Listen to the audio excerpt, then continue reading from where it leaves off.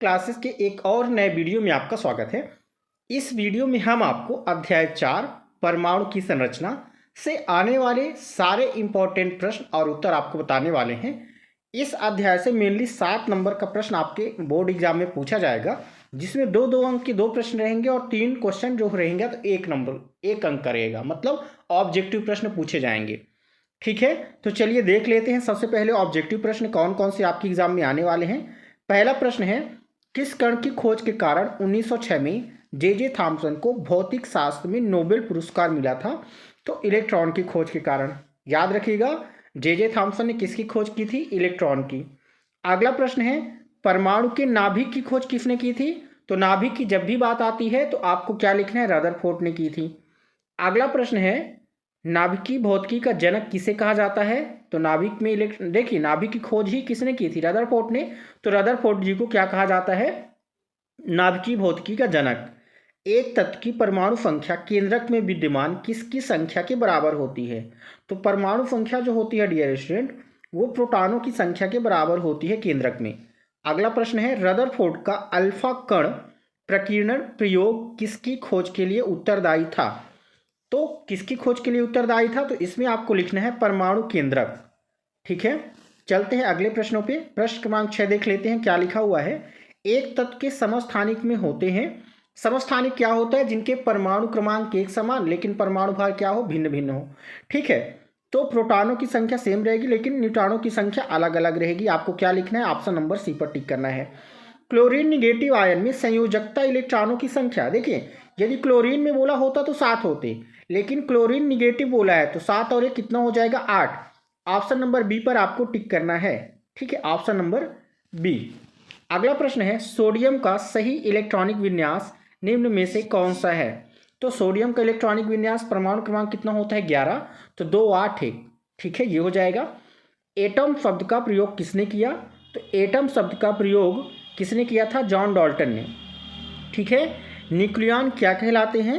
तो nucleon dear student, proton तथा न्यूट्रॉनों दोनों को क्या कहते हैं? न्यूक्लियॉन कहा जाता है। ठीक है, तो इस तरह से आपका ये कवर हो गया। चलते हैं अगले प्रश्नों पे। प्रश्न क्रमांक 11 हमारे सामने है। निम्न में से सबसे पहले किस कण की खोज हुई? तो सबसे पहले इनमें से किसकी खोज हुई? तो सबसे पहले खोज हुई थी इलेक्ट्रॉन की। ठीक है, अगला प्रश्न है, निम्न में से किस परमाणु में न्यूट्रॉन नहीं पाया जाता? तो न्यूट्रॉन किस में नहीं पाया जाता? तो हाइड्रोजन में नहीं पाया जाता।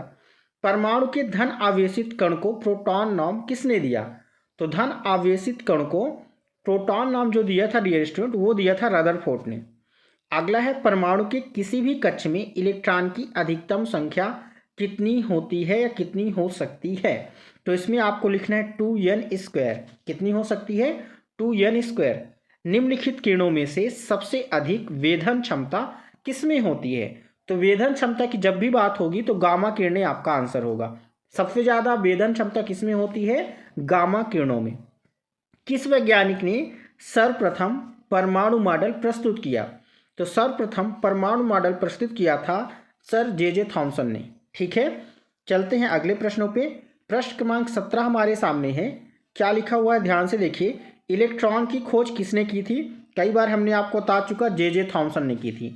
मैग्नीशियम का सही इलेक्ट्रॉनिक विन्यास क्या होता है? तो मैग्नीशियम का परमाणु क्रमांक 12। तो कितना हो जाएगा? 2 8 और 2 1s2 2s2 2p6 और 3s2। ये हो जाएगा। ठीक है, तो ऑप्शन नंबर बी पर आपको टिक करना है। चलते हैं, देखिए 2023 में आ चुका है, 2022 में आ चुका है। ठीक है, अगला है आपका रिक्त स्थानों की पूर्ति कीजिए।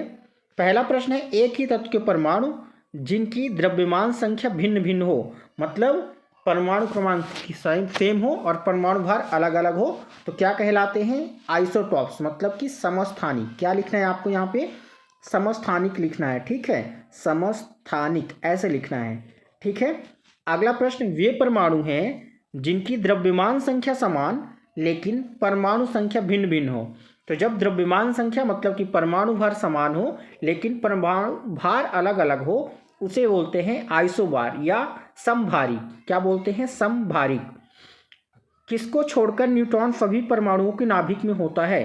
तो आपको लिखना है हाइड्रोजन को छोड़ के। क्या लिखना है? हाइड्रोजन आपका करेक्ट आंसर हो जाएगा। अगला प्रश्न है, अल्फा कण द्विआवेशित कण होते हैं, आता है ये, ठीक है, डॉट डॉट डॉट होते हैं।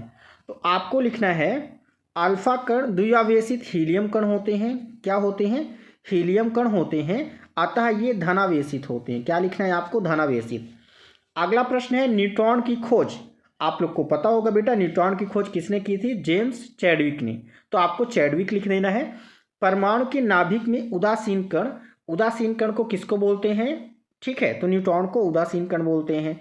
याद रखिएगा, पी मतलब प्रोटॉन में पॉजिटिव चार्ज, ठीक है, इलेक्ट्रॉन में निगेटिव चार्ज, और न्यूट्रॉन में क्या होता है? उदासीन होता है। इसके बाद चलिए अगला प्रश्न है, सोडियम का परमाणु क्रमांक पूछा गया है। तो सोडियम का परमाणु क्रमांक आप लोग को पता होगा 11 होता है। इलेक्ट्रॉन का द्रव्यमान हाइड्रोजन परमाणु के द्रव्यमान का, तो इसमें आपको लिखना है 1/2000 गुना होता है। 1/2000 गुना होता है, ठीक है। इलेक्ट्रॉन का द्रव्यमान हाइड्रोजन परमाणु के द्रव्यमान का, ये तो हमने बता दिया।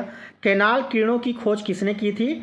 तो गोल्डस्टीन ने की थी। किसने की थी? ई गोल्डस्टीन ने की थी, ठीक है। ये लिखना है आपको, 2022 में ये प्रश्न आ चुका है, ठीक है। इसके बाद अल्फा कण प्रकीर्णन द्वारा किसकी खोज संपन्न हुई? तो आपको लिखना है परमाणुवीय नाभिक। ये आपके सामने आंसर लिखा हुआ है, ठीक है। अब चलते हैं अगले प्रश्नों पे, सत्य एवं असत्य बताइए। तो क्या लिखा है? सर जे थॉमसन ने एनोड किरणों की खोज की थी, असत्य है। रदरफोर्ड के अनुसार परमाणु के केंद्र में धनात्मक आवेश होता है, सत्य है। तत्वों को उनके प्रोटॉनों की संख्या के आधार पर परिभाषित किया जा सकता है, सही है। संयोजकता परमाणु का संयोजन शक्ति होती है, ये भी सही है। अल्फा कणों का द्रव्यमान 2u होता है, गलत है। इलेक्ट्रॉन का द्रव्यमान नगण्य और आवेश +1 माना जाता है, ये भी क्या है? असत्य है, ठीक है। इसके बाद 7वां नंबर है, थॉमसन के अनुसार परमाणु धन आवेशित गोले का बना हुआ है और इलेक्ट्रॉन इसमें धंसे होते हैं, सही है, ठीक है। अगला नंबर भी सही है। अब हम देखिए सही जोड़ी देख लेते हैं। सही जोड़ी में क्या क्या है? प्रोटॉन की खोज किसने की थी? तो प्रोटॉन की खोज की थी ई गोल्डस्टीन ने, ठीक है। हाइड्रोजन का समस्थानिक क्या है? प्रोटियम, ड्यूटेरियम और ट्राइटेनियम, तो क्या हो जाएगा? ड्यूटेरियम हो जाएगा। मैग्नीशियम की संयोजकता, मैग्नीशियम का इलेक्ट्रॉनिक विन्यास 282, मतलब 2 हो जाएगी, 2 से आपको मिला देना है। कार्बन की संयोजकता कितनी होती है? तो कार्बन की संयोजकता होती है आपकी 4, ठीक है। कहाँ पे दिख रहा है? Option number 2। जेम्स चैडविक ने न्यूट्रॉन की खोज किया था, तो न्यूट्रॉन से आपको मिला देना है। हाइड्रोजन का प्रतीक आपको पता होगा H होता है। इलेक्ट्रॉन की खोज किसने की थी? ठीक है, तो देखिए इलेक्ट्रॉन खोज नहीं पूछा है, ऋणावेशित होता है। प्रोटियम और ड्यूटेरियम जो होते हैं क्या होते हैं? समस्थानिक होते हैं हाइड्रोजन के। तो ये हो गया आपका। इसके बाद एक शब्द या एक वाक्य में उत्तर देख लेते हैं फटाफट। क्या लिखा है? किसी प्रोटॉन पर कितना आवेश होता है? तो प्रोटॉन पर 1.6 × 10⁻⁻19 कूलाम धनावेश होता है। और यदि इलेक्ट्रॉन पर पूछे तो 1.6 × 10⁻⁻9, इसमें लिखना है ऋणावेश, ठीक है। न्यूट्रॉन पर कितना? तो 0 आवेश होता है, शून्य आवेश होता है, मतलब उदासीन होता है। इसके बाद नील्स बोर के अनुसार इलेक्ट्रॉन केवल कुछ निश्चित कक्षाओं में ही चक्कर लगा सकते हैं, जिन्हें उन्होंने क्या नाम दिया? तो इलेक्ट्रॉन की विविक्त कक्षा नाम दिया। बोर और बरी के नियमों के अनुसार किसी कक्षा में उपस्थित अधिकतम इलेक्ट्रॉनों की संख्या को किस सूत्र से प्रदर्शित किया जाता है? तो 2n² से दर्शाया जाता है, ठीक है। इसके बाद जो आपकी अति लघुत्तरीय प्रश्न है उनको देख लेते हैं, ठीक है। पहला क्वेश्चन है कैनाल किरणें क्या है? इसको जरूर तैयार कर लीजिएगा। ई गोल्डस्टीन ने 1886 में एक नए विकिरण की खोज की, जिन्हें उन्होंने कैनाल रे का नाम दिया। ये किरण धनावेशित विकिरण थी, ठीक है। इसके बाद नील्स बोर के विषयों पर लेखक 3 पुस्तकों के नाम, ठीक है, ये आपको याद कर लेने हैं। 3 पुस्तक, atomic theory, the description of nature, the theory of एस्ट्रा, ठीक है, एंड एटॉमिक कॉन्स्टिट्यूशन। इसके बाद जो आपका मेन प्रश्न है, देखिए क्या लिखा हुआ है। कार्बन और सोडियम के परमाणु के इलेक्ट्रॉन वितरण कीजिए। कार्बन का परमाणु क्रमांक कितना होता है? 6, इलेक्ट्रॉनों की संख्या 6, ठीक है। तो क्या हो जाएगा? 2 और यल क्या होता है आपका? के में 2, इसके बाद यल में 4। सोडियम में कितना हो जाएगा? 2, इसके बाद 8, इसके बाद यम में मतलब 1, तो के यल यम एन ऐसा होता है, ठीक है। तो 2019-20 में आ चुका, आप देख सकते हैं। थॉमसन का परमाणु मॉडल लिखनी, ये जरूर आने वाला आपके एग्जाम में, देख लीजिए। तो थॉमसन के अनुसार परमाणु एक धनावेशित गोला होता है, जिसमें इधर उधर इलेक्ट्रॉन तरबूज के बीज की तरह धंसे रहते हैं। ऋणात्मक एवं धनात्मक आवेश परमाणु में समान होते हैं, इसलिए परमाणु क्या होता? उदासीन होता है। अगला प्रश्न है जे थॉमसन ने जे थॉम्सन के परमाणु मॉडल की सीमाएं लिखिए।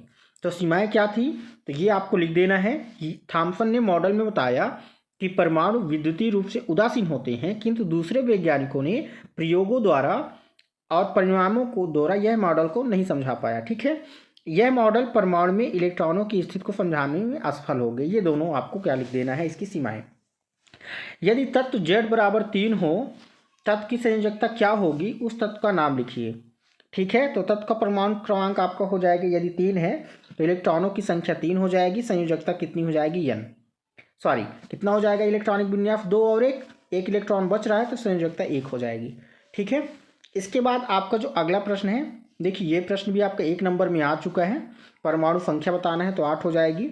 इसके बाद सल्फर की परमाणु संख्या से आप इसकी संयोजकता कैसे प्राप्त करेंगे। तो देखिए सल्फर का परमाणु क्रमांक होता है 16। ठीक है, तो कैसे इलेक्ट्रॉन भरेंगे, 2 8 इसके बाद 6। ठीक है, तो तीसरे कक्षक में कितने इलेक्ट्रॉन चाहिए, हमें 8 चाहिए। 2 इलेक्ट्रॉनों की कमी हो रही है, मतलब संयोजकता कितनी हो जाएगी, 2 हो जाएगी। अगला प्रश्न है कैथोड किरणों के कोई 2 प्रमुख गुण लिखिए। तो आपको लिख देना है, देखिए जिसमें आपको टिक लगा दिख जाए, मतलब ये तो मोस्ट इंपॉर्टेंट क्वेश्चन है आपके।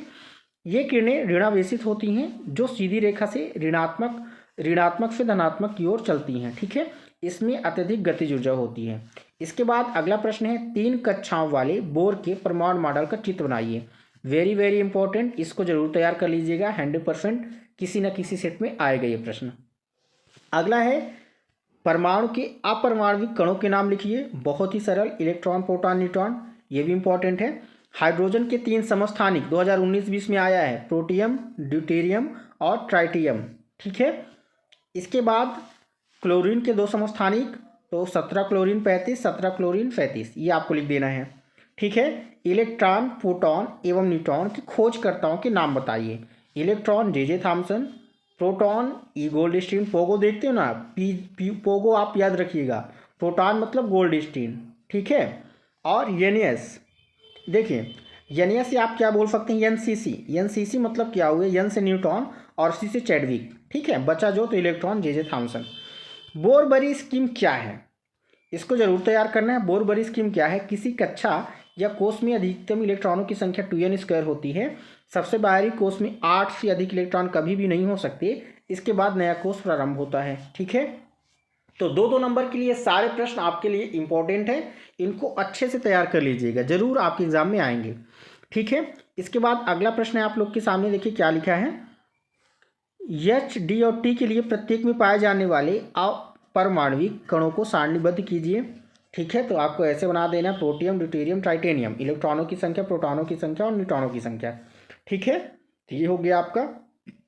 इसके बाद देखते हैं अगला प्रश्न। अगला प्रश्न है आपके सामने, इलेक्ट्रॉन, प्रोटॉन और न्यूट्रॉन, इसमें तुलना करना है गुणों के आधार पर। तो सभी का आपको आवेश लिख देना है, इसके बाद द्रव्यमान लिख देना है और खोजकर्ता लिख देना है, तो ये हो जाएगी तुलना। ठीक है, इसके बाद देखिए अगला प्रश्न आपके सामने है, रदरफोर्ड के परमाणु मॉडल की सीमाएं अभी तक नहीं पूछा गया है। ठीक है, लेकिन पढ़ लीजिएगा, हो सकता है ये आपके एग्जाम में पूछा जाए। इसके बाद बोर के परमाणु मॉडल की व्याख्या देखना है। ठीक है, इसके बाद आपको क्या पढ़ना है, देखिए अगला क्वेश्चन, परमाणु संख्या एवं द्रव्यमान संख्या को परिभाषित कीजिए तथा निम्नलिखित तत्वों के परमाणु संख्या एवं परमाणु द्रव्यमान संख्या लिखिए। ठीक है, जैसे क्लोरीन हो गया और सोडियम हो गया, ये आपको तैयार करना है। इसके बाद मोस्ट इंपॉर्टेंट आपका है संयोजकता। तो संयोजकता जरूर आपके एग्जाम में आएगा, चाहे आपका किसी भी सेट का पेपर हो। किसी परमाणु द्वारा अपनी बाह्यतम कक्ष को पूर्ण रूप से भरने के लिए इलेक्ट्रॉनों का परस्पर साझा या उनको ग्रहण करने अथवा उन्हें त्यागने की आवश्यकता होती है। इस प्रकार अष्टक बनाने के लिए साझा किए गए या ग्रहण किए गए या त्यागे गए तीनों, या तो साझा करेंगे इलेक्ट्रॉनों का, या इलेक्ट्रॉन को ग्रहण करेंगे, या इलेक्ट्रॉन का त्याग करेंगे, इन सभी को क्या बोलते हैं, उस तत्व की संयोजकता। जैसे एल्युमिनियम, ठीक है, एल्युमिनियम की संयोजकता 3, इसका इलेक्ट्रॉनिक विन्यास होता है 2 8 3, बाहरी कक्ष में 3 इलेक्ट्रॉन हुए तो 3 इलेक्ट्रॉन ये दे सकता है। ठीक है, मैग्नीशियम 2 इलेक्ट्रॉन दे सकता है तो इसकी संयोजकता 2। तो इस तरह से आपको याद करना है। इसके बाद थॉम्सन, रदरफोर्ड एवं बोर परमाणु मॉडल की तुलना, ये देख लेना है। देखिए मोस्ट इंपॉर्टेंट क्वेश्चन जो आपके एग्जाम में आता है वो ये रहा। सबसे पहले आपको समझाना है परमाणु संख्या या परमाणु क्रमांक क्या होता है। तो किसी तत्व के परमाणु के नाभिक में उपस्थित धनावेश अर्थात प्रोटॉनों की संख्या उस तत्व की परमाणु संख्या या परमाणु क्रमांक कहलाती है, जिसे Z से रिप्रेजेंट किया जाता है। ठीक है, परमाणु संख्या किसके बराबर होती है? प्रोटॉनों की संख्या, मतलब Z बराबर P। इसके बाद परमाणु भार या इसी को द्रव्यमान संख्या बोला जाता है। तो द्रव्यमान संख्या क्या होती है? प्रोटॉनों एवं न्यूट्रॉनों की संख्या का योग उस तत्व की द्रव्यमान संख्या कहलाती है या परमाणु भार कहलाता है। ठीक है, मतलब ए जो होता है P+N के बराबर होता है। इसके बाद समस्थानिक क्या होता है? जिन एक ही तत्व के ऐसे परमाणु जिनकी परमाणु संख्या एक समान हो लेकिन परमाणु भार क्या हो? भिन्न भिन्न हो, समस्थानिक। Protium, deuterium, tritium. इसके बाद संभारिक, इसका उल्टा, परमाणु भार एक समान लेकिन परमाणु संख्या सेम हो, क्या कहलाते हैं? संभारिक। तो ये सारे क्वेश्चन आपके इंपॉर्टेंट हैं, इनको जरूर तैयार कर लीजिएगा। इसके बाद आपका जो अगला प्रश्न है, देखिए, नीचे गए तत्वों की इलेक्ट्रॉनिक विन्यास आपको लिखना है। ये क्वेश्चन रहेगा, आपको आंसर ऐसे करना है। देखिए, आपको ये याद रखना है, प्रथम कोष में 2 और द्वितीय कोष में 8, और जो बचा तो तृतीय कोष में। ठीक है, जैसे 2 8 10 हो गया, 2 4 6 हो गया, 2 8 10 3 13 हो गया, 2 8 10 7 17 हो गया। कितना सरल है। ठीक है, तो इस तरह से आपको तैयार करना है।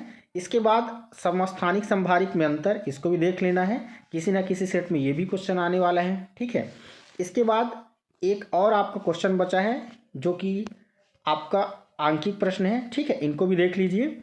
इस तरह से आपका जो अध्याय 4 है कंप्लीट होता है। केवल आपको इतने ही प्रश्न पढ़ने हैं और किसी भी सेट में ऐसा नहीं होगा कि इस वीडियो से कोई क्वेश्चन बाहर आए।